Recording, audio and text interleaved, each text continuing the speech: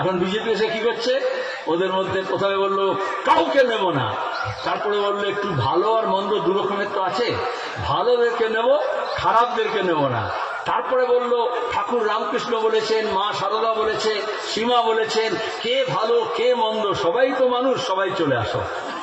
তাই তো এখন তৃণমূলের কাজল বিজেপির চোখে লাগানোর ব্যবস্থা করা হচ্ছে। বোঝা যাচ্ছে কিছু? আরে समझदारों के लिए इशारा ही काफी है।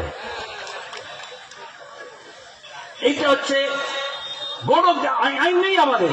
তুমি একটা পার্টিতে দাঁড়িয়েছো, মানুষকে ধোকা দিলে আর গিয়ে আর একটা পার্টিতে লাইন লাগাচ্ছ, এটাকে বলে লেগে পড়ো ভেঙে পড়ো। এরা যদি তৃণমূল করেছে, শুভেন্দু মুকুল রায়কে দিয়ে মমতা করিয়েছেন, পঞ্চায়েত মেম্বার, প্রধান, জেলা পরিষদ, কাউন্সিলর, এমএলএ কেনা বেচা হয়েছে না? যেমন ছাগল বিক্রি হয় হাটে, যেমন গরু বিক্রি হয় হাটে, হাঁস মুরগি বিক্রি হয়। অথচ কি অবস্থা দেখুন, ভোটের পরে এমএলএ এমপির বিক্রির দিল্লি থেকে কলকাতায় হাট লেগে গেল, কিন্তু বললো পশু হাট চলবে না, গরু ছাগল বিক্রি হবে না, কিন্তু এমএলএ এমপি বিক্রি হবে।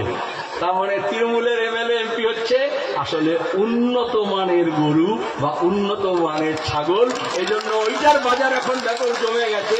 কিন্তু সাধারণ গরু ছাগল বেচারা গরিব মানুষ, আদিবাসী, তপশিলি, গোপ সদগোপ যারা গরু প্রজনন করে, ছাগল পালন করে, মুসলমান ঘরে হাঁস মুরগি তৈরি হয়, এখন বলছে না সব নিরামিষ হয়ে যাবে, ওই সব বিক্রি বাড়া চলবে না।